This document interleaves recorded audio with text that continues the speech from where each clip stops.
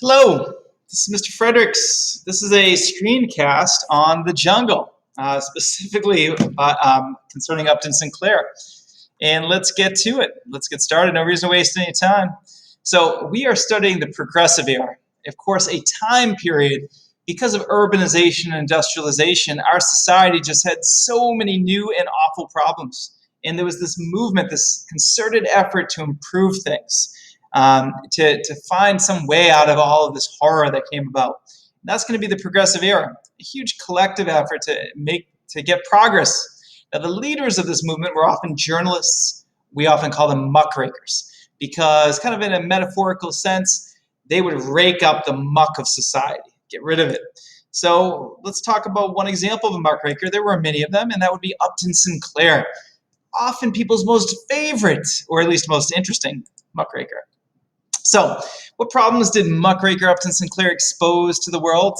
Well, in 1900, he went undercover because, what else to do with your time? And he went undercover in the meatpacking industry. He's like, I'm smelling something pretty bad here. I'm going to find out what it is and let everybody know about it. Good for him. So when he goes into the meatpacking industry, which, again, is the slaughtering of animals, which is Chicago is known for this particular industry, but there's meatpacking plants everywhere. So he's going to write a book about his experience of months of undercover, just exposing what was in the industry. And that book's going to be called The Jungle. Welcome to his jungle. So he's going to see a lot of problems in the meatpacking industry. Problem number one, he's going to come across a little animal cruelty. Now, what exactly did Upton Sinclair see when he was undercover? Well, the cattle would be gathered, and then they would basically be corralled into these cages. And eventually, the workers would hit them with a little electric prods to force them to go forward. And then they eventually would go through this gate where only their head could fit through. And a man by the name of a knocker, he had a sledgehammer, was supposed to swing that sledgehammer as hard as he could to knock the cow out. Now, at that point, the cow would fall to the ground, and they would shackle up the cow's leg. The cow would then be basically lifted up and then brought into the factory. Now, in most cases, that cow wasn't dead, just unconscious or semi-unconscious. Now, that cow would enter the factory and would begin to be slaughtered, alive, in fact. So they would enter as an assembly line. These are assembly lines that Henry Ford would later copy. But that cow would enter the factory, and person by person would have a different role. They would each have kind of a knife or a machete, and they would start cutting that cow, basically taking a piece of meat, a different piece of meat each. Now, is that animal cruelty? You can make a case that it was, and Upton Sinclair acknowledged that in his book, that these slaughterhouses absolutely were somewhat cruel to these animals. Now, problem number two exposed by Upton Sinclair, spoiled meat. Well, most meat companies would take their meat and sell it faraway places, and including, let's say, like Europe. But the problem was, over that time, if that meat wasn't well preserved, bacteria would grow and it would spoil. And that meat would be sent back from these companies. We don't want it. Who could blame them? So that food comes back. Now, you shouldn't just throw that meat away. Certainly spoiled and discolored meat, that's what I would do. But instead, the companies looked at all this spoiled meat and said, that's too much money we would lose. So instead, they doused it with borax, which was basically a chemical that would kill the bacteria, temporarily get rid of that smell. And what would they do is they'd cut it up, tiny pieces, and it still looked awful, like the bacteria had been eating it and whatnot. But so what they did was they cut it into tiny, tiny pieces and then hid it amongst good meat. So that when people bought a pile of meat, they wouldn't see the bad meat because it was so cut up and hidden. And that was a practice that Upton Sinclair saw, once again, victimizing consumers. If consumers eat bad meat, they're going to get sick. Food poisoning can't even kill. So just another example of a practice within the food industry that wasn't on the up and up.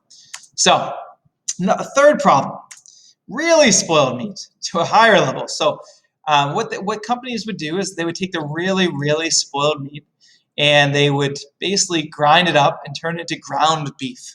So this is a common practice. Now, if you had a good quality piece of meat, they'd sell it as steak, roast beef or something. But if it looked bad, they'd grind it up into such tiny pieces and they'd mix it with 1,000 other cows that nobody could tell the difference. So that's what would happen with the ground beef, what Upton Sinclair saw. So again, thousands of cows and all the meat well hidden.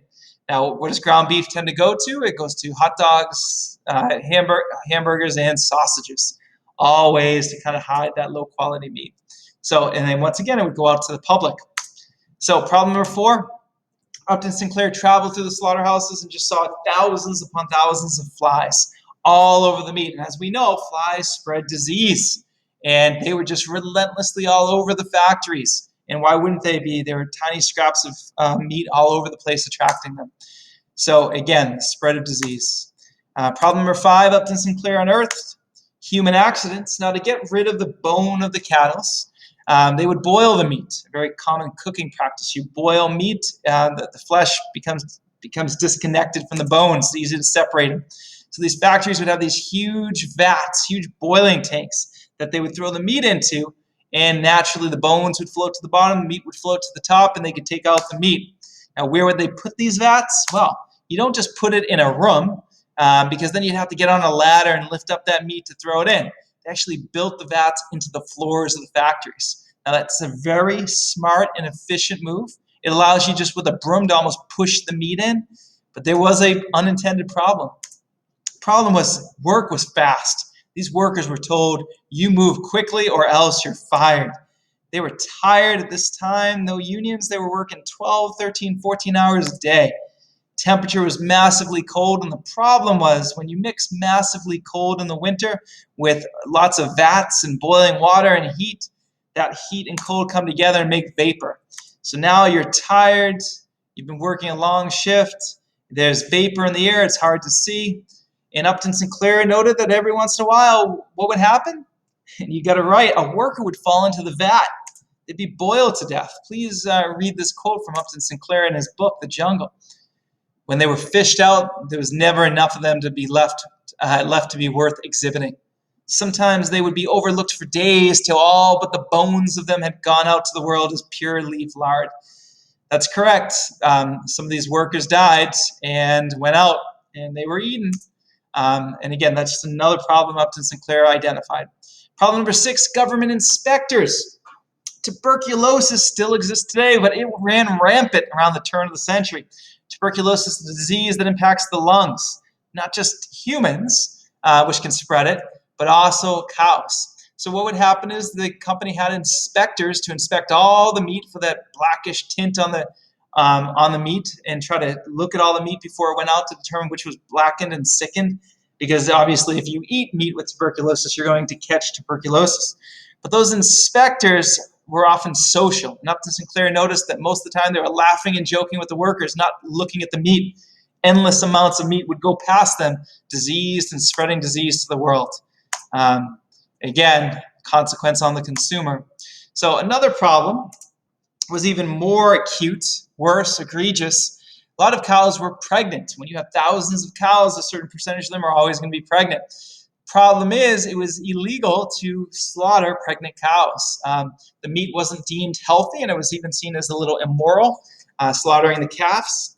But the slaughterhouses looked at this as losing a massive amount of money. Not only would they have to give up slaughtering those animals, but they would then have to treat and take care of them and feed them until they had given birth, and et cetera, et cetera. That's very expensive. So what they would do is they would send a practice that Upton Sinclair witnessed was the company would send an employee to distract the inspector right when the pregnant cows were going to go by.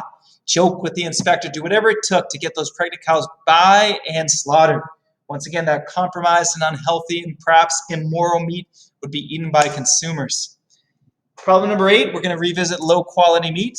The cow is basically split into different qualities of meat. This is why you have so many options on a restaurant's menu. Each part of the cow brings a different amount of money. So on the assembly line, as the cow went by, different people would cut off different pieces of meat, and they would all be sold for different amounts of prices. Now, after the valuable meat was all taken, there was an endless amount of scrap, skin, organs, etc. And this should have been thrown out. It was unbelievably low quality meat. But what would happen, according to Upton Sinclair?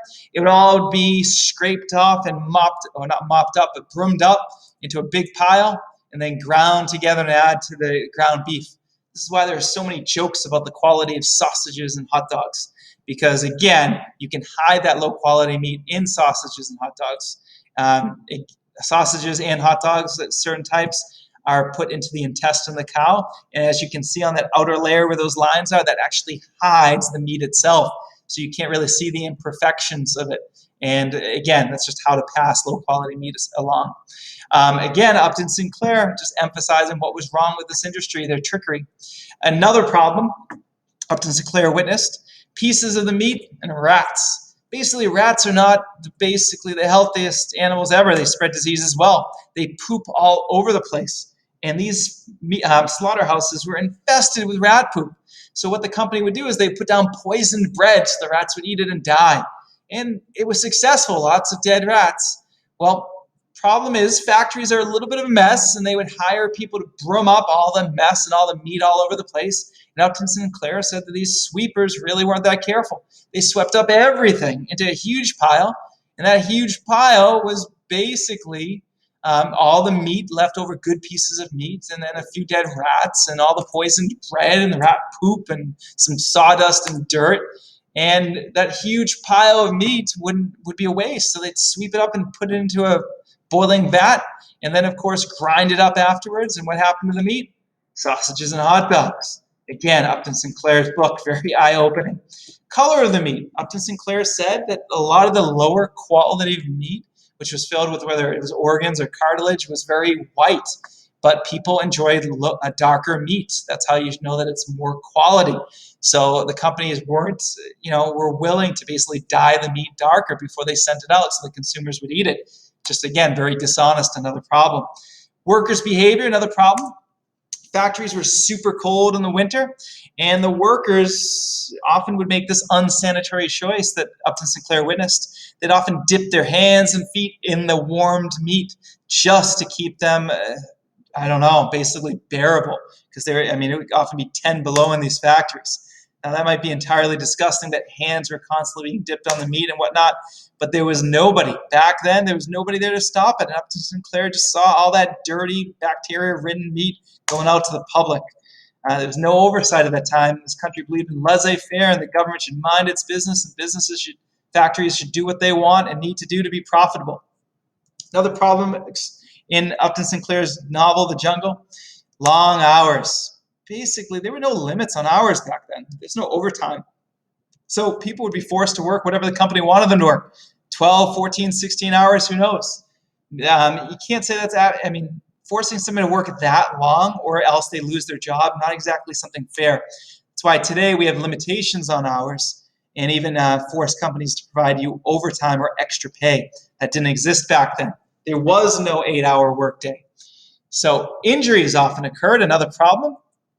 Now, let's say you can't feel your hands because it is massively cold and you're carrying a huge machete and your job is to keep cutting up pieces of meat. And you're working long hours going into hour 14 and you're at a frantic pace because your boss just said, cut up more meat or you're fired. That's going to lead to a lot of injuries. A lot of people lost their thumbs, lost fingers, cut themselves and other people. And there was no union to protect you. If you were upset, well, go home, take a week off for your injury, but you're not getting paid. You're mad, deal with it. Company doctors. Now, let's say you did get hurt, like the thousands upon thousands of people that did get hurt. Well, workers would get injured, and the company doctors would see you. But the problem was the company doctors were paid by the companies. So they'd just tell you to get back to work or take a week of unpaid time off and then come back. Company doctors would never say to a company that, no, you need to pay lots of money to this person because of their injury. It wouldn't happen. Company doctor wouldn't say this person really got injured and therefore take a month off. No. So you'd be fired. The company doctor would say, no, they're good to go back to work, and the company would fire you if you were too hurt to work. So again, no unions back then to protect you. There was no workman's compensation. Right now, while I'm filming this video, if I accidentally fell off of my chair and got hurt, I would get workman's comp. I would be able to stay home until I healed and still get paid by law. That didn't exist back then. So who is going to, Upton Sinclair just talked about all these problems. Who's going to save us? Well, in 1905, Upton Sinclair did. He went undercover. He saw all of these. Then he wrote a novel, a book where he exposed the meatpacking industry. The book's called The Jungle. The whole country read The Jungle, or at least summaries of it, and got pissed, angry. Now, the meatpacking industry suddenly could not fly under the radar. Everybody was watching them.